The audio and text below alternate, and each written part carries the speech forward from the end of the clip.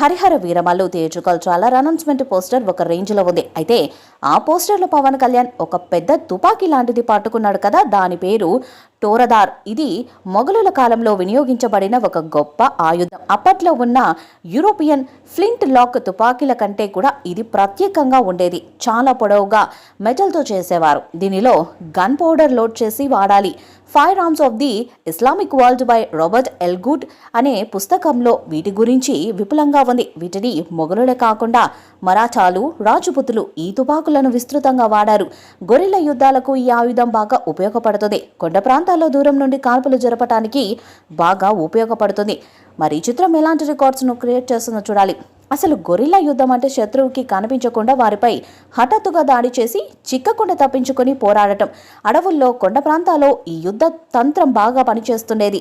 ఛత్రపతి శివాజీ మొఘలులపై యుద్ధాలకు ఈ తంత్రాన్ని ఎక్కువగా వాడేవారు. ఆ రోజుల్లో మొఘలుల సైన్యం చాలా పెద్దదిగా ఉండేది.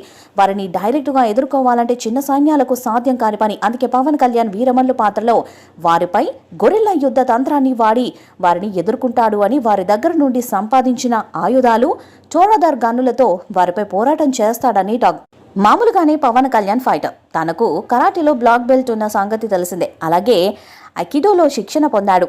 ఈ చిత్రం పోరాట సన్నివేశాల కోసం చాలా రీసెర్చ్ చేసి ప్రత్యేక శిక్షణ కూడా తీసుకున్నాడని టాక్.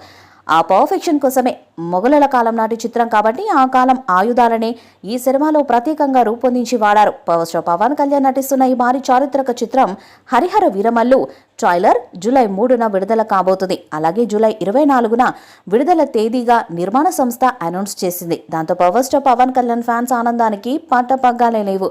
హరిహర వీరమల్లు మూవీపై మీ అభిప్రాయాన్ని కామెంట్ బాక్స్లో తెలియజేయండి. వీడియో మీకు సెలెక్ట్ చేయండి, షేర్ చేయండి, కామెంట్ చేయండి. మరిన్ని అప్డేట్స్ కోసం మన ఛానల్ సబ్స్క్రైబ్ చేయండి. నోటిఫికేషన్స్ కోసం పక్కనే ఉన్న గంట సింబల్ కొట్టండి.